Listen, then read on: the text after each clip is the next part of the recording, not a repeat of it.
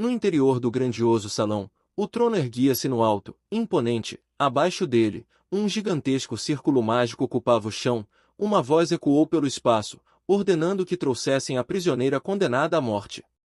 O som áspero de correntes sendo arrastadas ressoou pelo salão, enquanto o pesado círculo mágico começava a emitir um brilho sombrio. Dois guardas fortemente armados conduziam uma prisioneira coberta de correntes da cabeça aos pés. A criminosa era conhecida como a Destruidora, Arei, a 17ª princesa imperial. Seu corpo estava amarrado por grossas correntes de ferro, o vestido manchado de sangue, a pele coberta de ferimentos. Lentamente, ela ergueu o rosto, revelando um olhar vazio e exausto. A acusação foi proclamada em voz alta, conluio aberto com forças estrangeiras, associação com rebeldes, desobediência à autoridade do imperador e conspiração para derrubar o governo. As provas da lei eram apresentadas diante de todos. No trono, o imperador do Império Areitifaz, Creta II, observava friamente de cima. Arei ajoelhava sozinha no centro do círculo mágico, pequena, isolada, completamente desamparada. A voz do grande sacerdote soou, decretando que aquela pessoa seria submetida à execução máxima. A cabeça de Arei tombou subitamente. Naquele instante, uma sensação tomou conta dela. Enfim, alcançaria a liberdade. Ao fechar os olhos, um leve sorriso surgiu em seus lábios, um sorriso de libertação. Após proteger todos, acreditava que finalmente poderia pôr fim àquela vida miserável. Creta II apoiou o queixo em uma das mãos e a fitou com diversão cruel. Aos seus olhos, Arei parecia ansiar pela morte. Ele insinuou que ela realmente acreditava que sacrificar sua vida imunda para proteger rebeldes valia a pena. Arei permaneceu em silêncio, ajoelhada, enquanto as correntes se cravavam ainda mais fundo em sua carne. O imperador soltou uma breve risada, lembrando que ela já não era capaz de falar. Mesmo assim, pelo olhar e pela expressão dela, ele tinha certeza de estar certo. Em seguida, se ergueu bruscamente do trono e abriu os braços. Declarou que o líder rebelde e as famílias ducais que o apoiavam, aqueles que Arei havia libertado mesmo desobedecendo às ordens imperiais, nem mesmo aqueles rebeldes a consideravam uma verdadeira companheira. O corpo de Arei estremeceu violentamente, seus olhos se arregalaram enquanto ela fitava o imperador, incapaz de acreditar no que ouvia. Creta II continuou, afirmando que, naquele exato momento em que ela era condenada à morte, todos eles levavam vidas confortáveis. Até mesmo o líder rebelde, Drak, receberia um título imperial e seria oficialmente nomeado Grão-Duque. O imperador se inclinou até ficar perigosamente próximo dela e sussurrou em seu ouvido com uma voz venenosa. A retirada das tropas rebeldes e de seus aliados dependia de uma única condição, a morte de Arei. O choque foi tão grande que suas pupilas se dilataram ao extremo. A mente dela se perdeu em lembranças caóticas. Sua vida havia sido marcada por humilhações desde o início. Filha de uma concubina de origem plebeia, não era homem, não possuía talento algum e sempre foi considerada inútil. O próprio pai, o imperador, a afastava, enquanto a mãe a odiava por acreditar que seu nascimento havia destruído o próprio futuro. Recordações dolorosas surgiram em sequência. A mãe, exausta da vida no palácio, forçou veneno em sua garganta, a fazendo perder a voz, a chamava de demônio. Aqueles que compartilhavam seu sangue a haviam maltratado, a humilhando e a forçando a rastejar por migalhas de comida. A única pessoa que lhe ofereceu verdadeira ternura foi a quarta princesa, Modai, que lhe deu o nome Fleur. Contudo, ela foi obrigada pelo pai a um casamento político e morreu tragicamente. Diante dessa perda devastadora, um poder terrível despertou dentro de Arei, chamando a atenção do imperador. Ele a amaldiçoou com um pacto de sangue do qual jamais poderia escapar, lhe concedendo o nome de Destruidor Arei. Com o sangue pingando de sua própria mão ferida, a condenou a viver eternamente para expiar os pecados do império, e oferecer até a última gota do seu sangue por isso. Arei foi enviada ao campo de batalha com o brasão imperial marcado em sua pele, a marca de uma escrava. Repetidas vezes, matou inimigos, caminhando inúmeras vezes à beira da morte. Acreditava que viveria sozinha para sempre, até encontrar pessoas que passou a chamar de companheiros, Drak, Shibetred, Fox. Eles haviam sido a luz em sua vida miserável, a protegendo, cuidando dela, lhe oferecendo esperança.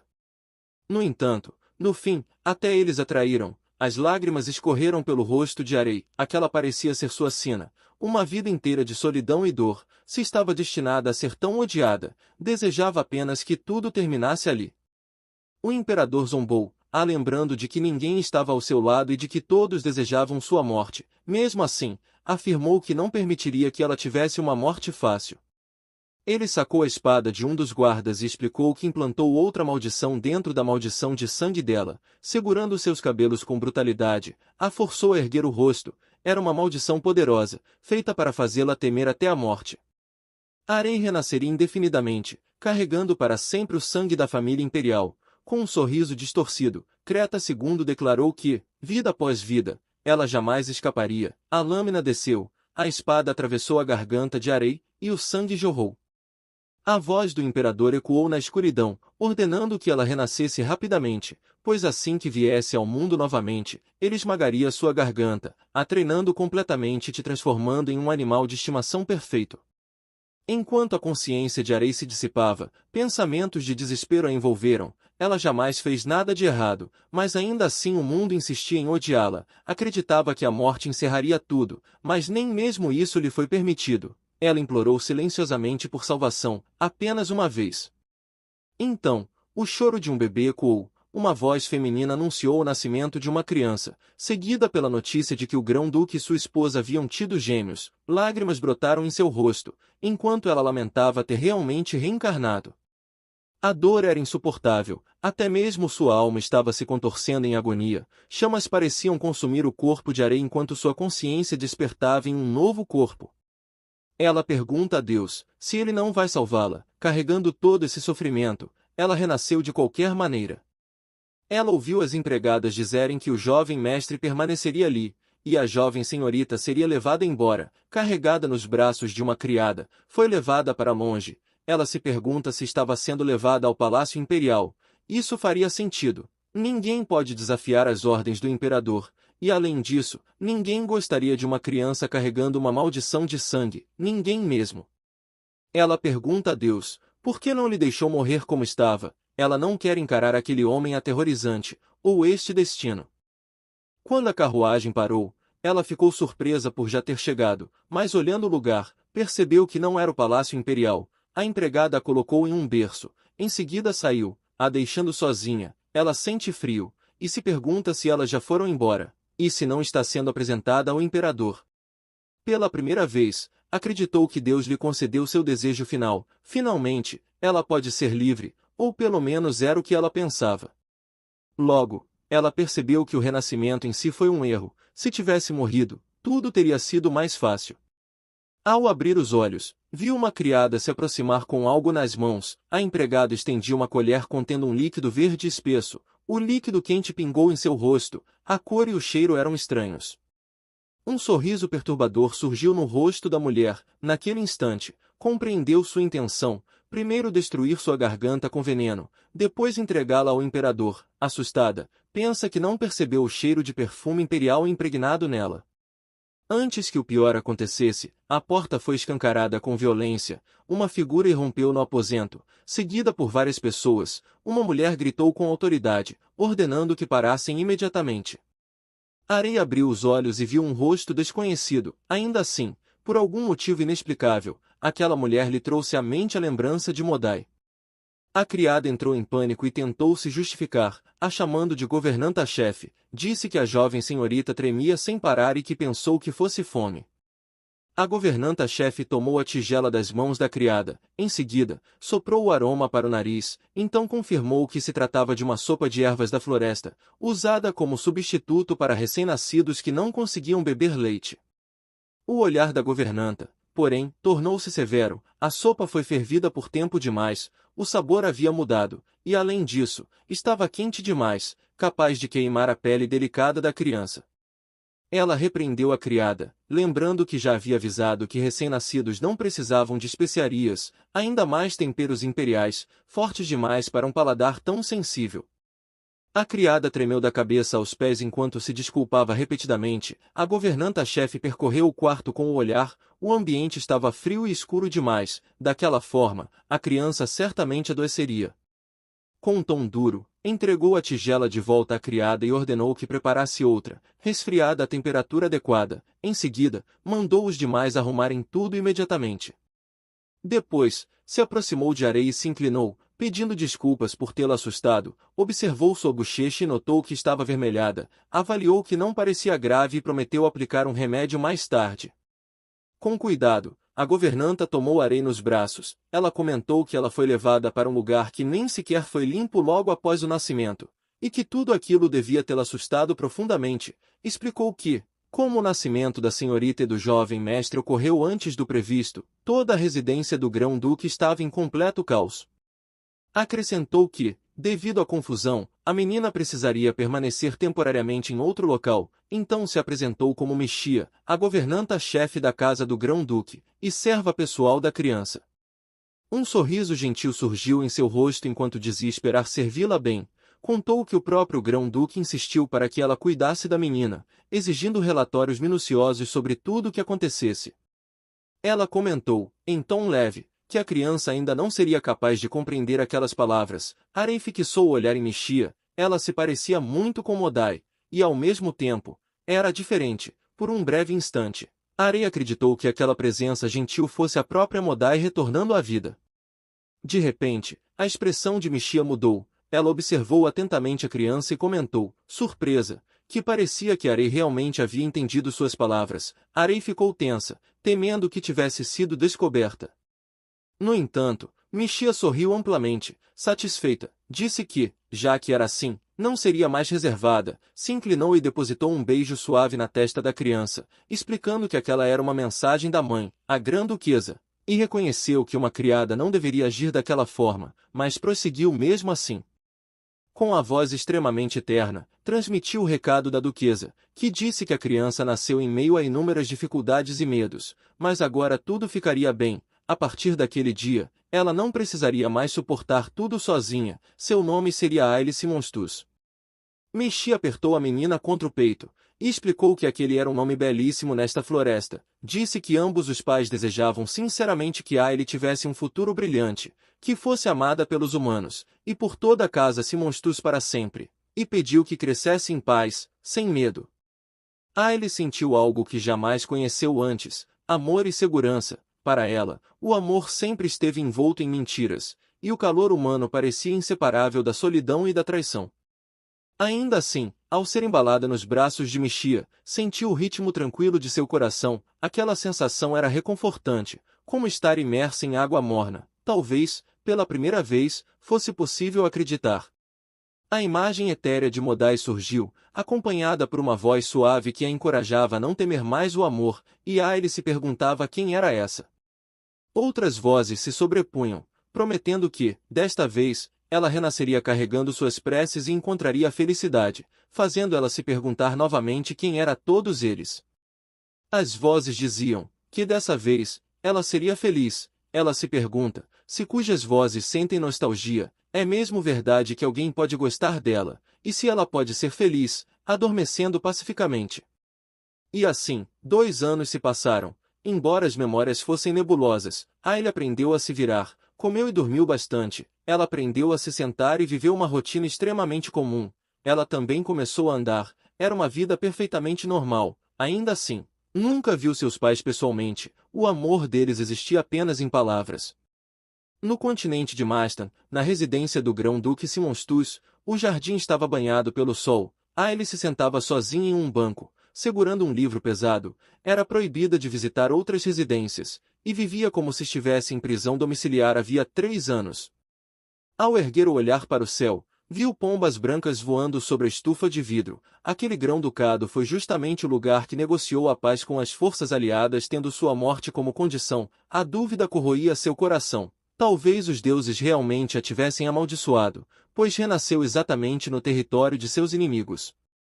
Ela não retornou como parte da linhagem imperial, mas sim em um ducado distante do império, nas profundezas da floresta. Era a irmã gêmea mais nova do herdeiro do grão-duque, e só viu os seus pais através de uma fresta na porta. Todos diziam que seu pai naquela vida, Iverson Simonstus, era um grande e gentil mago da floresta. No entanto, em suas raras lembranças, ele sempre parecia frio e distante. A mãe, Jane Simonstus, era conhecida como a mais poderosa espadachim mágica do continente, mas, para Aile, era apenas uma mulher frágil, incapaz de demonstrar afeto. Todos os anos, em seu aniversário, Presentes eram enviados em abundância. Mexia dizia que aquilo era prova de amor, mesmo cercada por brinquedos. Aile não conseguia confiar plenamente. A casa Simonstus era inimiga mortal do Império, e a dúvida persistia sobre o motivo de seu renascimento ali. Ela não consegue escapar da maldição do sangue imperial. Rumores sussurrados pelas criadas se espalhavam. Diziam que a criança era estranha, assustadora, que não falava porque era doente e por isso vivia isolada. Havia até boatos de que fosse uma filha ilegítima do próprio Grão-Duque. Aile fingia não ouvir. Mesmo agora, ela não sabe porque não consegue falar desde que reencarnou, e os rumores sobre seu confinamento ali continuavam crescendo, mas comparado à vida anterior, marcada por execuções, assassinatos e desprezo absoluto, aquilo ainda era suportável.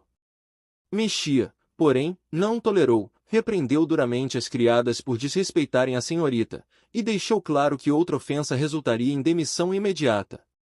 Após dispensá-las, voltou-se para Aile e perguntou se ela vinha suportando tudo em silêncio, e que ela deveria dar um passo à frente e calá-las. Aile se desculpou mentalmente e agradeceu a Mexia por tê-la protegido.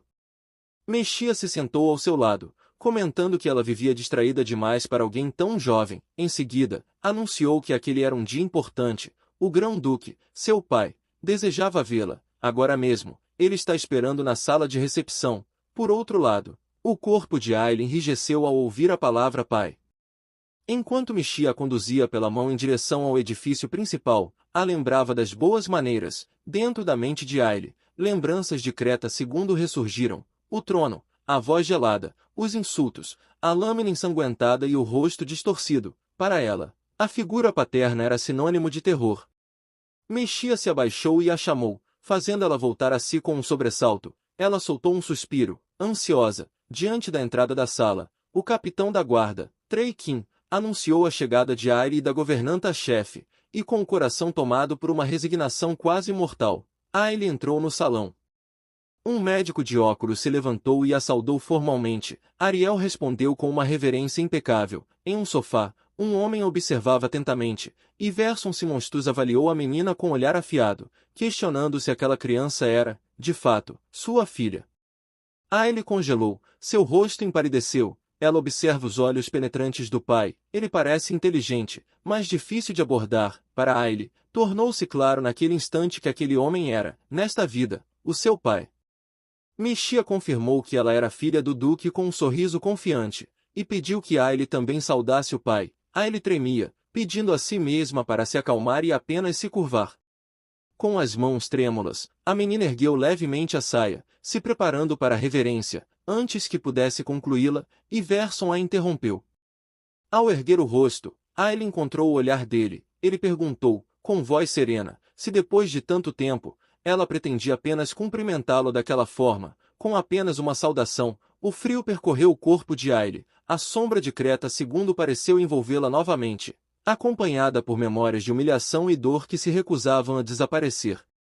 Ela lembrava do pai a chutando, a chamando de nojenta. Ele chegou a dizer que no estado deplorável dela, ela nem sequer conseguia oferecer uma reverência adequada, e se ela realmente achava que podia se curvar ao lado das outras princesas, e não era para interpretar isso como se vencer uma guerra significasse que alguém a trataria de forma especial. Ele continuou pisando nela, a mandando-se ajoelhar, abaixar a cabeça desprezível, sua cabeça, seu corpo, eles não significavam nada, ele puniria todos conectados a ela, mandou ela passar a vida inteira afundada na lama. Ele mandou ela olhar em volta, havia vários guardas algemados, e ele disse que eles também morreriam, assim como, ele também matará sua mãe. Aile começou a tremer violentamente. Naquele instante, todas aquelas horríveis memórias do passado voltaram com força. Mexia percebeu de imediato que algo estava errado. Se aproximou com cuidado, a chamando com suavidade, dizendo que ela apenas precisava se curvar. Nada mais. As pernas de Aile fraquejaram. Ela não podia envolver outras pessoas. Seu corpo ficou rígido, e um medo antigo a dominou por completo. A sensação era clara. Ele estava zangado. O rosto de Verson permaneceu parcialmente oculto pela sombra, impossível distinguir sua expressão. Ele começou a falar lentamente, e Aile sentiu como se estivesse sendo engolida pela escuridão. O pavor, a impotência e a expectativa da dor voltaram como na vida anterior. Ela se preparou para o impacto. A mão de Verson se estendeu em sua direção. Ele fechou os olhos com força, o corpo inteiro retesado. No entanto, em vez de violência, ele a envolveu nos braços e a ergueu com cuidado. Surpresa, ele abriu os olhos. Ela estava sendo carregada. Confusa, tentou entender suas intenções, e Verson abaixou o olhar para ela e pediu desculpas por não ter se comunicado melhor. Um sorriso surgiu em seu rosto enquanto comentava que ela parecia excessivamente distante, e que talvez precisassem de um ambiente mais acolhedor. Com delicadeza, pediu que ela o olhasse e tentasse chamá-lo de pai, ou de qualquer forma que preferisse, mas deixou claro que não pretendia forçá-la a nada. Ele ergueu o rosto, confusa com a tristeza evidente nos olhos dele, se perguntando se era só isso, e Verson disse que era só isso, e sugeriu que um abraço poderia ajudar, mas logo acrescentou que não insistiria se ela não quisesse. Ele observou em silêncio. Era estranho, como se ele conseguisse ler seus pensamentos, a gentileza repentina parecia irreal, e Verson apoiou o queixo na mão e comentou que entendia sua desconfiança, mas perguntou se era tão errado ele ser gentil. Ela engasgou, se perguntando se ele leu sua mente de novo. Ele disse que ser tratado com suspeita também machucava, então pediu, quase como um desejo simples, que ela o consolasse, e o chamasse apenas uma vez, de meu pai amado. Ele abaixou o olhar, pensando que mesmo se ela visse através de suas mentiras, não conseguiria pronunciar aquela palavra, nem em pensamento, nem em voz alta. E Verson se aproximou novamente, lhe tocando o rosto com cuidado, dizendo para ela não parecer tão sombria. Eles entendem sua situação. Misha observava com um sorriso sereno, enquanto ele dizia que ouviu tudo da Misha, e que o médico disse que explicaria os detalhes mais tarde. Com voz calma, Iverson afirmou que o fato de Ailey não poder falar não significava o fim de sua vida, garantiu que buscaria um tratamento e que, mesmo que ela jamais recuperasse a voz, isso não diminuiria seu valor. Para ele, estar viva era o mais importante. Ailey sentiu os olhos marejarem. A sinceridade daquele olhar era algo que ela nunca havia visto antes. Ainda assim, uma dúvida dolorosa persistia. Se aquilo era verdade, então por que foi abandonada ali? Por isso, achou que era tudo mentira. Iverson permaneceu em silêncio por um instante. Então, ele a colocou no chão e sugeriu que mudassem de ambiente e saíssem para caminhar. Comentou que ela parecia gostar da vista do observatório e propôs que fossem até lá. Do alto, o observatório dominava a paisagem, com a floresta se estendendo até onde a vista alcançava. Iverson se apoiou no corrimão, enquanto Ailey permanecia ao seu lado, observando a paisagem. Ele comentou que a paisagem era bela e que agora entendia por que ela gostava tanto daquele lugar. Ailey manteve certa distância, desconfiada. Sua intuição lhe dizia que aquele pai escondia algo. Ele havia surgido de repente demais, fazendo ela se perguntar o que ele exatamente queria. Iverson percebeu seu silêncio e perguntou se ela estava pensando em alguma coisa de novo, e perguntou se ela podia lhe dizer qual parte da paisagem ela gosta. Ele apontou para a floresta, depois para as montanhas, tentando adivinhar o que exatamente chamava sua atenção, mas ela reflete que não era nenhuma daquelas paisagens. Desde que havia renascido, a visão de Ailey se tornou extraordinariamente aguçada. Ela conseguia enxergar claramente mesmo à noite ou a grandes distâncias. Era por isso que costumava ir ao observatório, para olhar, ao longe, uma vitrine de loja na cidade. Ali, havia um urso de pelúcia com apenas um olho, colocado à venda com desconto. Originalmente, os 2 ursos eram a peça mais cara da loja, criados como um par por um mestre artesão do Ducado de Ashuradan. Seus olhos eram particularmente magníficos. Eles eram feitos de raríssimas safiras de cristal de dragão azul, relíquias associadas a antigos dragões mágicos, um dragão azul gelo, que cintila da gema como uma chama. Então, naturalmente, eles chamaram a atenção de todos os clientes que entraram, mas, porque muitas pessoas se aglomeraram em volta, um acidente fez com que um deles caísse e tivesse um dos olhos destruído. O lojista estava furioso, mas foi incapaz de encontrar o culpado, então colocou o urso intacto fora do alcance, e não teve escolha a não ser baixar o preço do outro para venda. Mesmo sendo um artigo de luxo, ninguém queria um brinquedo quebrado, era uma obra-prima, mas ninguém tocaria no urso com desconto. Por alguma razão, aquela história parecia refletir a própria existência de Ailey. No início, ela sentia tanta tristeza disso, mas com o tempo, percebeu que, sempre que observava aquele urso esquecido, ele estava sempre sentado ali, observando os transeuntes com um olhar orgulhoso no rosto. Com aquele único olho brilhando como uma chama, ele observava o nascer e o pôr do sol, dia após dia. Ela jamais imaginou que, depois de renascer tão quebrada, aquele urso se tornaria seu apoio emocional. Admirava a coragem com que ele enfrentava o abandono e a liberdade, e acabou percebendo quanto invejava aquela força. Por isso, observar ele à distância no observatório se tornou seu ritual diário. Incapaz de falar, Ailey sentia que ninguém conseguia compreendê-la, ninguém entendia do que ela gostava, tampouco o motivo pelo qual as paisagens guardadas em seu coração eram tão difíceis de transmitir aos outros. A mão de Verson pousou suavemente sobre a cabeça de Ailey, num gesto calmo e acolhedor. Ele então comentou, com naturalidade, que agora compreendia. Sua voz era gentil ao explicar que ela não havia ido até ali apenas para apreciar a paisagem, mas porque buscava coragem e liberdade. Ailey ergueu o rosto, os olhos tomados por um choque visível. A ideia de ser compreendida parecia impossível, e ainda assim, naquele instante, uma alegria silenciosa tomou conta dela. Iverson observou a filha com atenção, um leve sorriso de alívio surgindo em seu olhar, enquanto afirmava que ela possuía um coração puro, tão limpo quanto o de um recém-nascido. Ele então estendeu a mão para ela, a chamando para ir junto. Iverson envolveu com cuidado a pequena mão de Ailey e sugeriu que voltassem para casa mais uma vez. Naquele momento, prometeu que seria ele quem protegeria a coragem e a liberdade dela. Sem perceber quando isso havia acontecido, Ailey já se encontrava sentada dentro da carruagem que os levaria de volta. Mesmo que se arrependesse agora, já era tarde demais. A preocupação apertava seu peito, pois aquela palavra chamada casa nunca lhe trouxe lembranças boas em sua vida passada. Ainda assim, ela se preparava para a possibilidade de que aquele novo lar também a abandonasse, de que a rejeitassem ou a odiassem. No fundo, acreditava que ninguém se importaria com alguém tão insignificante quanto ela, acostumada desde sempre a ser empurrada e conduzida pelas vontades dos outros.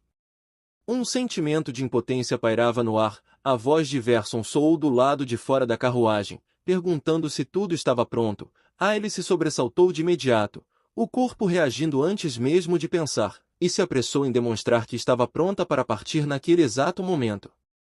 A porta da carruagem se abriu, revelando a figura de Verson. Ele sorria enquanto se desculpava pela espera e indicava que já era hora de seguir em viagem. Ailey permanecia de pé sobre o assento, colada à janela, incapaz de se virar. Ela sabia que aquela postura era rude, mas o medo de encarar o rosto dele a impedia de se mover. Iverson observou em silêncio as costas da filha, comentou que, normalmente, pediria que ela se sentasse por segurança, mas acabou desistindo da ideia. Em vez disso, se acomodou no assento oposto e explicou que o mundo estava repleto de coisas interessantes. Como aquele era o primeiro passeio dela para fora, afirmou que ela deveria fazer exatamente o que quisesse.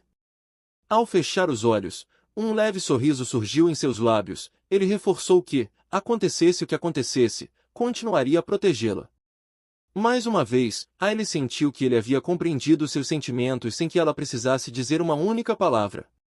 A carruagem começou a se mover lentamente, o som das rodas marcava o início da jornada, os conduzindo rumo a um destino desconhecido, e Verson lançava a Ailey um olhar carregado de emoções, mas, por trás daquele semblante, sua visão parecia se sobrepor a outra cena.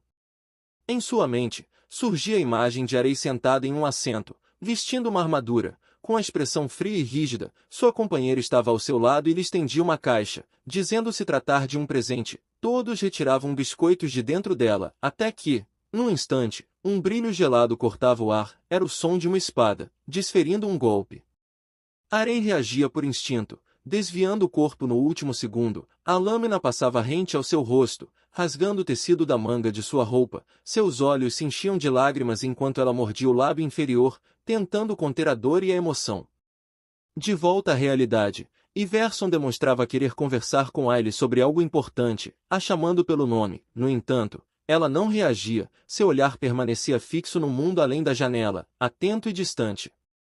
Iverson então desviou os olhos para fora e reconheceu o local por onde passavam. Se tratava de uma loja de brinquedos. Um sorriso suave surgiu em seu rosto ao perguntar o que havia chamado a atenção dela, comentando que talvez houvesse ali algo que desejasse.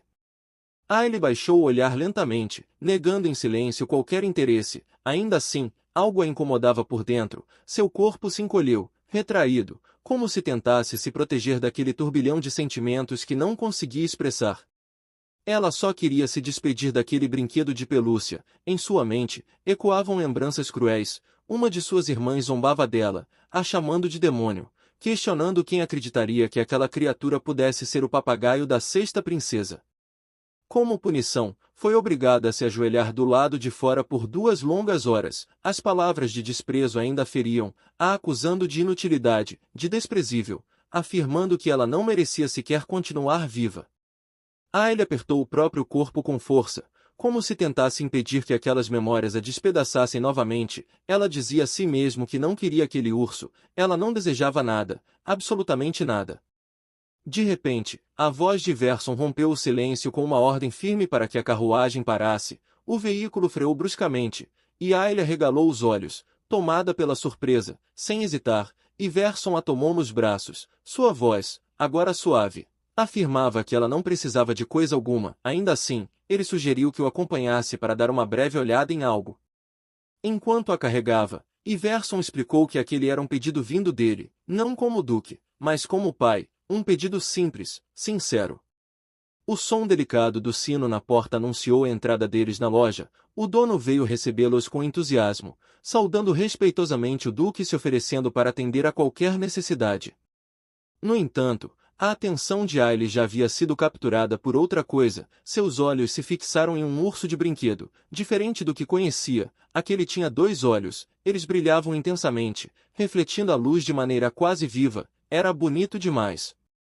Iverson a sustentava com um braço enquanto Aile observava o interior da loja. Em silêncio, ela se impressionava com a quantidade e a variedade de itens expostos. Tudo parecia caro, refinado, e havia ainda mais coisas do que conseguia processar de uma só vez. Ela se repreendeu por olhar demais e abaixou a cabeça, temendo que a considerassem grosseira ou mal educada. Iverson, porém, parecia genuinamente encantado com o ambiente, comentou sobre quantas coisas interessantes havia ali e então se dirigiu a Aile, perguntando qual item ela achava mais bonito. Sugeriu que escolhessem um presente para a mãe e também algo para o irmão travesso. O corpo de Aile enrijeceu no mesmo instante. Dentro dela, surgiu a confusão. Como poderia opinar sobre os gostos de pessoas que nunca conheceu? Iverson soltou um suspiro carregado de arrependimento. Reconheceu que, por culpa própria, sua filha tão querida havia sofrido. Ela não poderia saber nada sobre a mãe ou o irmão, pois jamais teve a chance de vê-los. Erguendo Aile com cuidado, Iverson decidiu que escolheria os presentes sozinho. Pediu que ela guardasse ali por um momento. Seu olhar repousou sobre ela com ternura, silencioso, mas cheio de intenção protetora.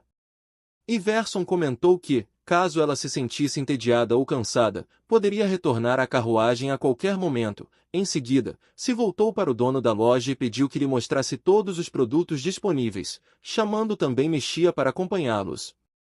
O lojista se curvou respeitosamente e os conduziu pelo interior da loja, afirmando que havia ali alguns itens realmente especiais. Enquanto isso, Aile ficou sozinha, com passos pequenos e cautelosos, afastou-se para o lado. Aquela era sua chance. Ela não queria causar problemas, mas tinha a sensação de que talvez nunca mais tivesse outra oportunidade. Aquele encontro precisava acontecer. O urso permanecia sentado dentro da vitrine, imóvel, com uma presença solitária e silenciosa. Para não carregar arrependimentos, Aile sentiu que precisava se despedir adequadamente. Se aproximou devagar, como se temesse quebrar aquele item frágil. Ela o cumprimentou em silêncio, ciente de que talvez ele não a reconhecesse. Ainda assim, sentiu a necessidade de agradecer por ele sempre ter estado ali. O olho direito do urso estava quebrado, enquanto o esquerdo era uma joia azul profunda, semelhante a uma safira. Desde o momento em que ela renasceu, aquela presença silenciosa lhe deu conforto, como se a estivesse protegendo. Aile tocou de leve pelo macio do brinquedo. Apesar de possuir apenas um olho intacto, o brilho ardente que emanava dele lhe parecia estranhamente familiar. Ela finalmente o via de perto, depois de tanto tempo observando à distância, e justamente por isso, a despedida se tornava inevitável. Ainda assim, ela tentou se convencer de que tudo ficaria bem, não estava sozinha, jamais se esqueceria dele. Em seus pensamentos, desejou que o sofrimento daquele urso chegasse ao fim, que alguém fosse capaz de amá-lo e valorizá-lo como ele merecia, que fosse feliz, que permanecesse corajoso e forte, que seu sorriso nunca deixasse de brilhar. A despedida aconteceu em silêncio, aquilo era o certo, sempre foi, mesmo que o coração dela estivesse sendo dilacerado, mesmo que o destino lhe arrancasse tudo mais uma vez, Ailey sentiu que, dessa vez, não carregaria arrependimentos, pela primeira vez. Conseguiu se despedir de verdade. Ela enxugou as lágrimas com rapidez e respirou fundo, tentando se recompor, disse a si mesma que agora estava bem, aquilo bastava. Ailey correu de volta para a carruagem, determinada a não deixar que ninguém percebesse que havia chorado. Eles estavam voltando, ela não podia ser descoberta. Ela limpou as lágrimas no exato momento em que a voz do lojista ecoou, agradecendo calorosamente e afirmando que os itens seriam enviados imediatamente para a residência do Duque.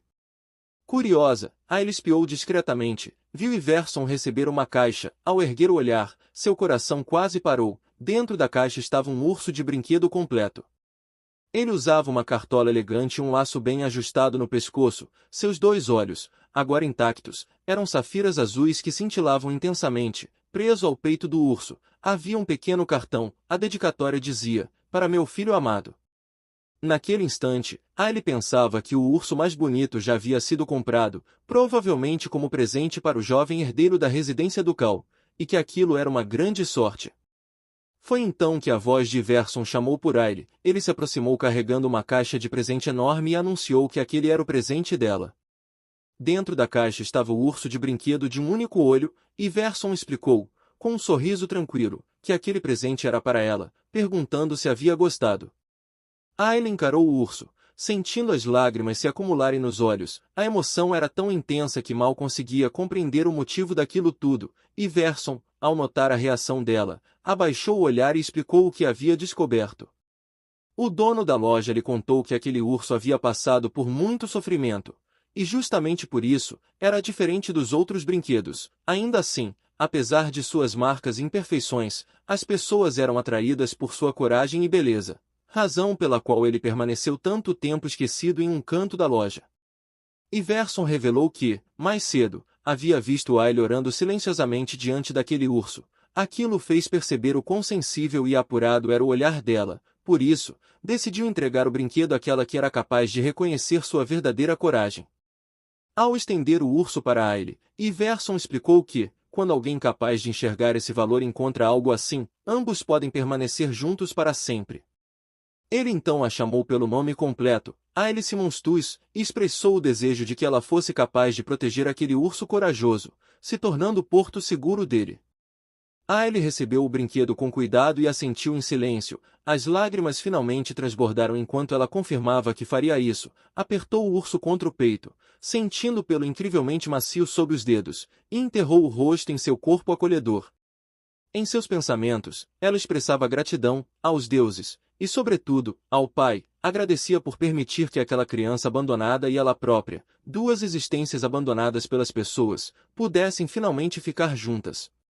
Ailey continuou abraçada ao urso, como se temesse que ele desaparecesse se o soltasse. 2 espíritos rejeitados pelo mundo haviam, enfim, encontrado um ao outro. A emoção ameaçava transbordar de seu peito, enquanto ela se perguntava se estava realmente tudo bem para ela se sentir tão feliz.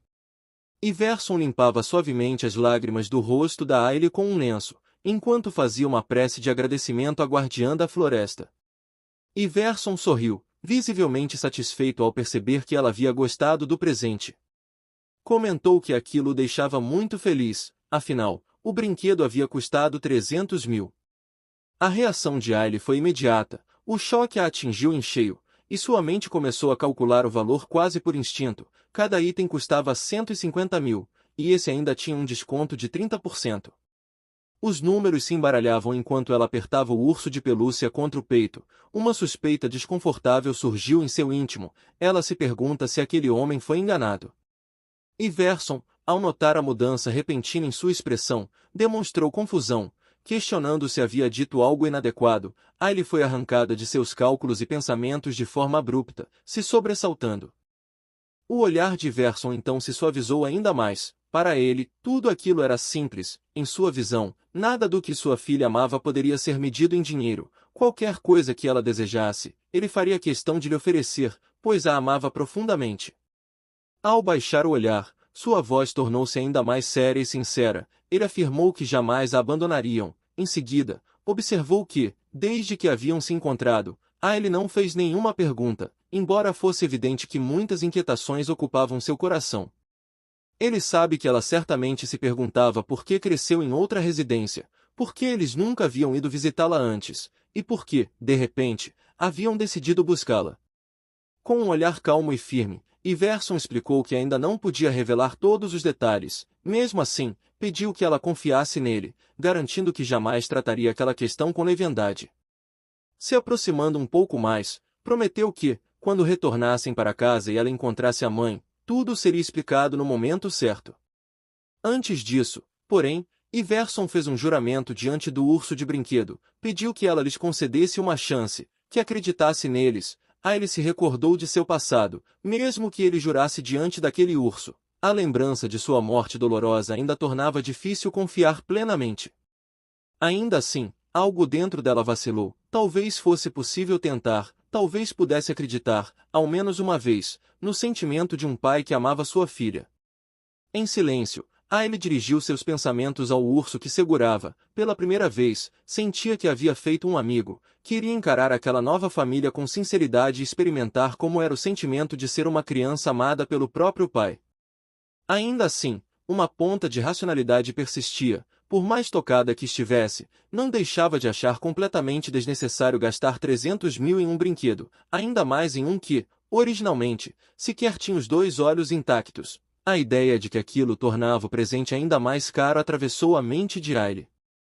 Iverson percebeu imediatamente o que ela pensava e comentou, com um sorriso afetuoso, que sua filha querida estava se preocupando com o dinheiro gasto por ele. Para ele, aquilo apenas provava o quanto ela era uma criança atenciosa e gentil. Ainda assim, garantiu que o dinheiro não havia sido mal empregado, pois haviam obtido muito mais do que apenas um brinquedo.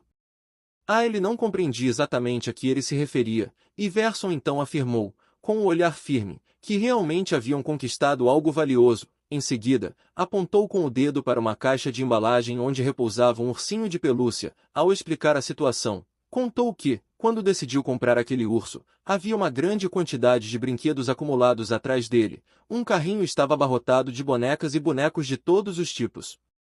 A intenção dos vendedores era clara, se aproveitar do amor que ele sentia pela filha para inflar os preços. Foi nesse momento que a secretária-chefe e governanta, Michia, interveio. Ela repreendeu duramente o funcionário responsável. Com uma expressão severa, seus argumentos iam desde questões tributárias até fundamentos legais e morais. Iverson comentou que, enquanto Michi estivesse supervisionando o local, tinha certeza de que aquela loja se tornaria a melhor loja de brinquedos de toda a família Simonstus. Diante disso, ele refletiu silenciosamente sobre como o mundo dos adultos era tão caótico.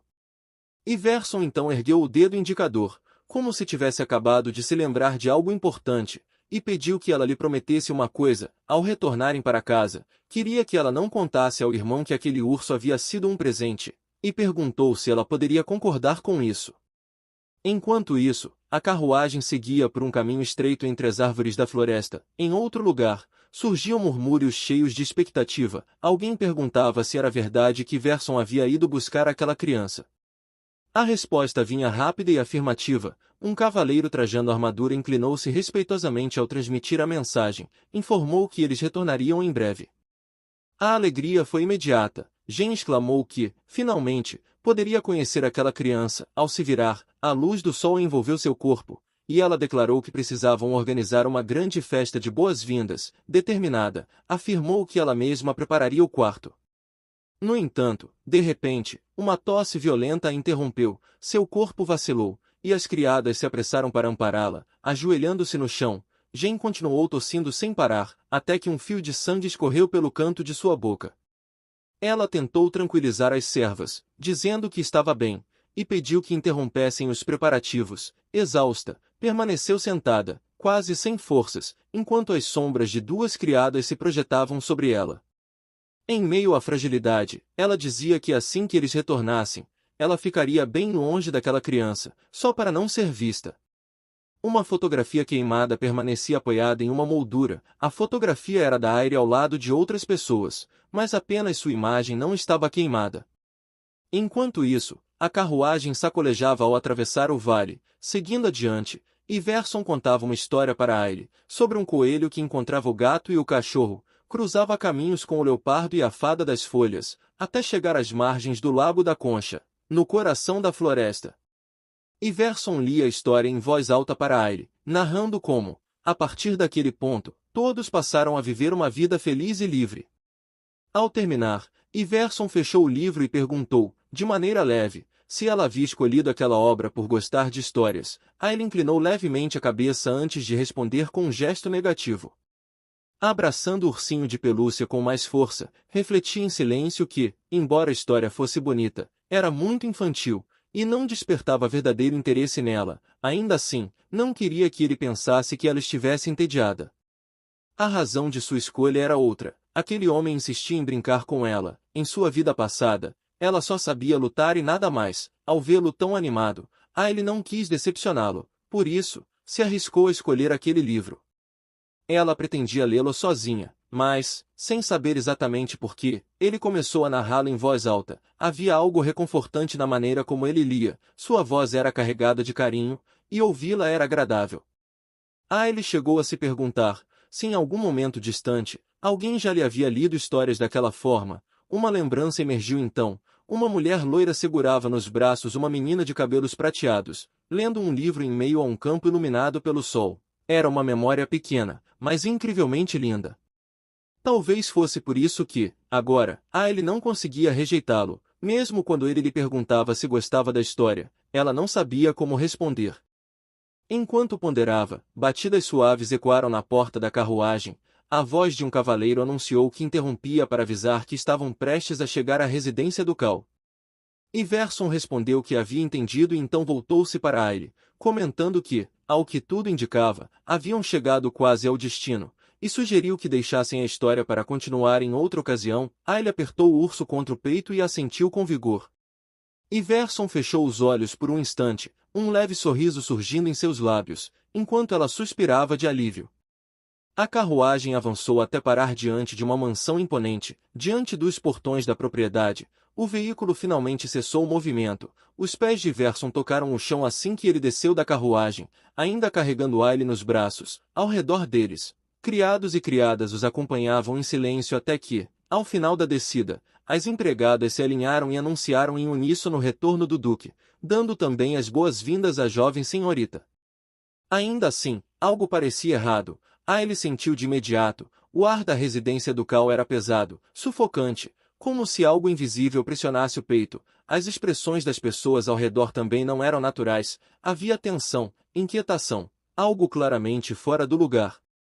Iverson pergunta se a notícia ainda não havia chegado à Grã-Duquesa, e quer saber sobre os preparativos da festa de boas-vindas. Foi então que uma mulher de óculos, com postura rígida, se aproximou, Tina Miller, informando que a Grã-Duquesa não estava bem de saúde e permanecia em repouso, e que, por esse motivo, a cerimônia de recepção seria adiada por tempo indeterminado. Em seguida, Tina voltou-se para Mixia e transmitiu um recado direto da Grã-Duquesa. Ela solicitava que Mixia fosse sem demora para seus aposentos. A preocupação surgiu no rosto de Mixia. Ela murmurou, apreensiva, se a situação realmente era tão grave. Logo depois, inclinou-se até Aile e explicou que precisaria ir primeiro cumprir aquela tarefa, prometendo retornar assim que terminasse. Garantiu que, enquanto o duque estivesse ali, nada de ruim aconteceria com ela. Aile espiou para fora dos braços do pai, o olhar tomado por insegurança, acompanhando com os olhos a silhueta de Mixia se distanciando, sentindo o vazio crescer em seu peito. Iverson a envolveu com mais firmeza e comentou que, se ela visitasse a mãe durante a doença, certamente isso a deixaria feliz. Em seguida, perguntou se ela gostaria de ir vê-la naquele momento. Antes que Aile pudesse reagir, Tina fez uma reverência contida e interrompeu. Em nome das ordens da Grã-Duquesa, informou que a jovem senhorita deveria retornar imediatamente ao quarto para descansar, até que fosse formalmente convocada, não deveria visitá-la. Aile enterrou o rosto no peito de Iverson. por dentro, uma sensação amarga se confirmava. Ela compreendia agora que sua intuição não havia falhado. Aquela figura chamada de mãe a detestava. Naquele lugar, todos pareciam rejeitá-la. O pensamento se fechou em silêncio, pesado como o ar da própria mansão. Iverson apertou Aile com mais força contra si, tentando transmitir segurança. Ele afirmou que ela não precisava ter medo, pois todos ali estavam apenas preocupados com a condição de sua mãe. Ainda assim, fez questão de lhe garantir algo com absoluta convicção: a mãe a amava de verdade. Hoje ela simplesmente não está se sentindo bem. O olhar de Iverson se fixou no dela enquanto sugeria que fossem juntos até o novo quarto. Com um sorriso sereno, prometeu que, assim que a mãe se recuperasse, iriam visitá-la juntos, e pediu que ela entendesse e aguardasse. Dentro de Aile, uma dúvida silenciosa se formava. Mesmo que aquelas palavras fossem apenas uma mentira reconfortante, ela sentia que não tinha poder algum para mudar a situação. Diante disso, apenas aceitou. Iverson agradeceu por ela concordar, certo de que ela havia entendido. No entanto, de repente, o corpo dele estremeceu violentamente. Iverson levou a mão ao peito e soltou um gemido abafado. Aile ergueu o rosto, tomada pela confusão, antes que pudesse compreender o que estava acontecendo. Uma poderosa onda de magia verde rompeu do corpo de Iverson. Aile observava, aterrorizada. A magia dele parecia prestes a sair completamente do controle. Ele cobriu os olhos da Aile, gritando para Tina levá-la com ela. Do chão, cipós e espinhos brotaram de forma descontrolada, crescendo com fúria ao redor de Iverson até envolvê-lo por completo. Num gesto imediato, Tina pegou Aile e cobriu seus olhos com a mão, a impedindo de ver a cena. Em seguida, avançou sem hesitar, se afastando rapidamente do local. Enquanto era carregada, um pensamento devastador atravessou a mente de Aile. Aquele homem havia confiado sua proteção a uma estranha sem qualquer hesitação. A sensação era clara e cruel. Ela havia sido abandonada. Mais uma vez, foi deixada para trás. Iverson caiu de joelhos, sendo engolido pela massa de espinhos. O efeito do medicamento parecia ter cessado, e o equilíbrio da mana da árvore havia se deteriorado ainda mais. Trey, surgindo de repente, cortou os cipós com um golpe rápido de espada e perguntou se o Duque estava bem. Com a ajuda dele, Iverson conseguiu se levantar, admitiu que já estava acostumado àquela dor, mas reconheceu que, por ora, não seria capaz de permanecer ao lado da filha.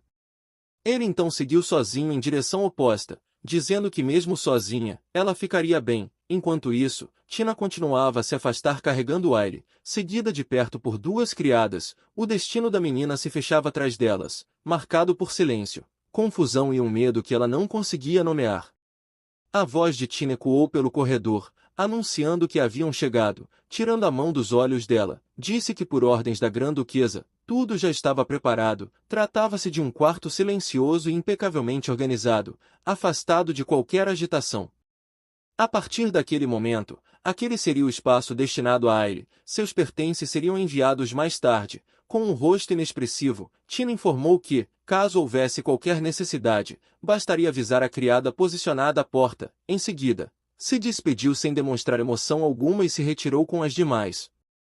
Aile permaneceu parada à entrada, as observando se afastarem. A porta se fechou com um som pesado, a deixando sozinha dentro do quarto vazio. Sua figura parecia ainda menor diante do espaço amplo e silencioso. Ela reflete com tristeza que sua vida passada e essa vida, no final, elas são a mesma coisa. Não importava o quanto ela se esforçasse, nem mesmo se trocasse a própria vida por glória e reconhecimento. Sempre que deixava o campo de batalha e retornava ao meio das pessoas, o destino se repetia. Era confinada, vigiada, isolada, condenada a permanecer sozinha para sempre.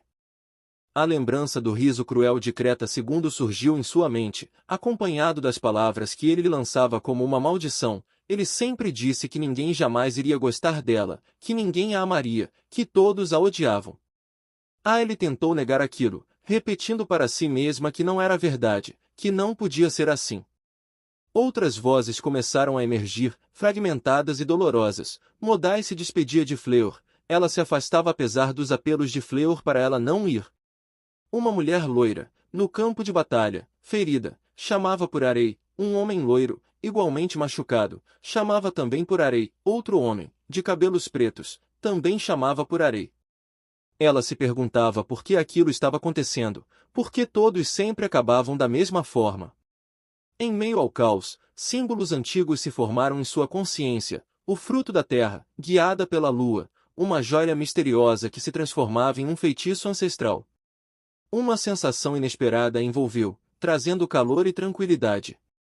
Uma voz suave a chamou de filha, com a bênção da deusa, lhe desejou que toda a boa sorte a acompanhasse e pediu que não tivesse medo, prometeu que, no caminho dos sonhos, seguraria sua mão, para que nunca mais estivesse sozinha. Algo dentro de Aile se iluminou. Pela primeira vez, ela sentiu que não estava completamente só. Fragmentos de memória retornaram, lembranças de uma felicidade que um dia havia existido. Ela se recordou de ter salvado a todos, de ter protegido o mundo inteiro. Desta vez, implorou em silêncio para que aquilo não desaparecesse. O rosto de um homem surgiu diante dela, dizendo a Arei que aquele era um adeus para sempre. Ela pedia que ele não fosse embora, que esperasse mais um pouco. À distância, várias silhuetas humanas apareciam de forma indistinta. Arei estendeu a mão para o vazio, tentando alcançá-las. Dentro de si, a pergunta ecoava como um lamento eterno: por que todos eles haviam te traído, e por que desapareceram? Mesmo adormecida, Aile chorava baixinho, como se o desespero atravessasse o sono. Ela implorava para não deixá-la sozinha, ela não queria isso. Uma música ecoava em seus ouvidos, sob as flores de uma terra distante de outro mundo. A deusa de todas as coisas permanece em quietude silenciosa, sagrada e pura. Sua presença se espalha por toda parte, seus olhos gêmeos imaculados, sua forma clara e branca como a neve. Com mãos radiantes, ela espalha estrelas e sonhos. A bela aparição é o espírito da sabedoria, a coroa dourada, luz sobre a fonte da árvore sagrada. A luz do sol atravessou as frestas da janela e se espalhou suavemente sobre a cama. Aile despertou lentamente, ainda envolta por uma sensação nebulosa. Seus olhos estavam pesados quando se abriu para o dia. A noite anterior parecia confusa. Ela esfregou os olhos, tentando organizar os pensamentos, enquanto uma lembrança insistente retornava. Durante o sono, ouviu uma melodia familiar, tinha certeza disso. Era a mesma canção de ninar que todos cantavam para ela em sua vida passada. Aile puxou o cobertor sobre a cabeça, deixando à mostra apenas os olhos, como se quisesse se esconder do mundo, pensando que mesmo estando em território inimigo, tudo o que conseguia fazer era relembrar as memórias do passado. Nesse momento, uma voz feminina soou do lado de fora da porta, perguntando com delicadeza se ela já havia despertado. Michi entrou no quarto logo em seguida. Ela se inclinou levemente em um gesto respeitoso, pedindo desculpas por ter chegado mais tarde do que o esperado, explicando que ficou ocupada com alguns assuntos. Com suavidade, Michi observou Aile e perguntou se algo estava errado. A reação da menina foi imediata. Aile se levantou da cama de repente e se lançou contra Michia, a envolvendo com força, como se temesse que ela desaparecesse a qualquer instante. Surpresa! Michia chamou por ela em voz baixa, mas não tentou se afastar. Aile continuou agarrada a ela com desespero, tomada pela certeza de que aquela pessoa finalmente havia voltado. Michi acariciou seus cabelos com cuidado, percebendo quanto tudo aquilo havia sido guardado em silêncio. Sua voz era suave ao reconhecer que Aile carregava aquilo sozinha havia muito tempo, pediu desculpas por tê-la deixado isolada em um lugar estranho e fez uma promessa sincera: jamais a abandonaria. Ela apertou a menina contra o próprio peito, garantindo que agora Aile estava segura. Enquanto isso, do lado de fora do quarto, Jen permanecia parada, vestia um longo vestido amarelo e observava a cena em silêncio. Cobrindo a boca com a mão, lutava para conter as lágrimas, sem emitir som algum. Se virou e se afastou pelo corredor. Michia sabia que Jen havia visto tudo, mas não tinha como agir de outra forma. Michia ajudou Aile a calçar os sapatos, os ajustou com cuidado, puxando o cadarço, passando os dedos sobre a superfície para se certificar de que estavam firmes e confortáveis. Ao vê-la refletida no espelho, Michia não conteve um comentário afetuoso. Observou o quanto ela parecia adorável e elogiou as roupas escolhidas especialmente para ela pela Grã-Duquesa. Aile vestia um delicado vestido azul claro, que realçava ainda mais sua fragilidade e inocência naquele momento. Ela permanecia sentada em silêncio quando Michia lhe dirigiu um sorriso tranquilo. Ela comentou que poderia ficar ao lado dela o dia inteiro, e com gentileza, demonstrou curiosidade sobre o que a menina gostaria de fazer. Como sugestão, Michia mencionou um passeio pelo jardim, explicando que sob a luz do sol, Aile ficaria ainda mais encantadora. Num impulso repentino, Aile saltou do sofá e correu até um lugar Sua pequena mão se estendeu até a estante ao lado e puxou com força um livro grosso. Ela erguia o volume com cuidado. Mishia observou a cena com curiosidade, percebendo que, mais uma vez, Aile havia escolhido a leitura. Ela comentou que ela havia acabado de chegar àquele lugar e que o clima estava tão agradável, talvez fosse melhor explorar os arredores em vez de se fechar em um livro. Aile abaixou o olhar. No fundo, ela não queria sair, sentia que todos ali a detestavam e temia que, caso alguém lhe dirigisse palavras duras, isso acabaria ferindo Mishia. Ao vê-la assim, Mishia voltou a questionar com suavidade se ela realmente não queria sair, comentando que seria uma pena desperdiçar um dia tão bonito. Pensativa, Mishia mudou o tom e comentou que sabia do gosto de Aile por camomila. Revelou que havia pensado em levá-la até um campo repleto dessas flores, um lugar especialmente bonito. Os olhos de Aile brilharam de imediato ao ouvir aquilo. Mishia piscou de forma travessa e começou a descrever o local como um campo vasto, especial, algo que só existia dentro das terras do Ducado de Simonstus. Pouco depois, as duas caminhavam por uma estrada rural cercada de verde por todos os lados. O caminho parecia longo demais, e apesar do tempo que passava, nenhum campo de flores surgia à vista. Aile começou a se perguntar, em silêncio, se Mishia estaria a enganando. Percebendo a hesitação da menina, Mishia se agachou à sua frente e a fitou com um olhar, lhe lembrando que havia avisado desde o início que o caminho seria longo. Aile abaixou a cabeça, se sentindo levemente constrangida. Nesse momento, duas criadas se aproximaram e as cumprimentaram. Ao vê-las, Aile instintivamente se escondeu atrás de Mishia. Mishia imediatamente retomou uma postura ereta e respondeu com um leve aceno, pedindo que continuassem com suas tarefas. Aile pensa que com Mishia por perto, a atmosfera pesada que sempre pairava sobre o lugar parecia desaparecer. Ela se agarrou com força à barra do vestido dela, sentindo, pela primeira vez desde que chegou, uma sensação genuína de segurança. De repente, Mishia a pegou nos braços e comentou, com suavidade, que ela ainda não estava totalmente acostumada a caminhar por longas distâncias. Sugeriu então que tomassem um atalho. Aile franziu levemente a testa, confusa com a palavra atalho. No instante seguinte, um círculo de magia azul brilhou sob os pés de Mishia, pulsando com uma luz suave. Aile se lembrou então, que Mishia também era usuária de magia. A luz envolveu as duas por completo, e num piscar de olhos, Mishia pousou com Aile nos braços em meio a um vasto campo de flores. Elas haviam chegado, diante da paisagem. Aile prendeu a respiração. Sob a luz do sol, um campo infinito de camomilas se estendia até onde os olhos alcançavam, ondulando suavemente ao vento. Ao longe, uma árvore colossal se erguia como um guardião silencioso, sua presença solene dominando o horizonte. As duas caminharam em direção ao interior do campo, seguindo uma trilha estreita que serpenteava entre as flores. Em determinado ponto, se sentaram juntas, cercadas pela fragrância suave e pelo calor reconfortante do sol. Era belo demais.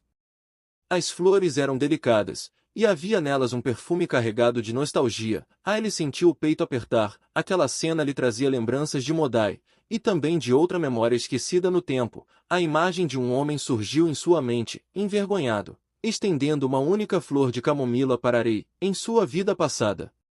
Aile soltou um suspiro baixo, afundando em seus pensamentos. Mishia a observava em silêncio, e depois de um momento, comentou que, desde que haviam retornado ao ducado, Aile parecia constantemente carregado de preocupações. Como alternativa, Mishia sugeriu que fizessem uma oração à Senhora da Floresta. Kana acreditava que ela certamente poderia ajudá-la. E bem pessoal, esse foi o vídeo de hoje. Se vocês gostaram, deixem o seu like. E se não forem inscritos, se inscreva para não perderem nenhum vídeo. E então nos vemos nos próximos vídeos.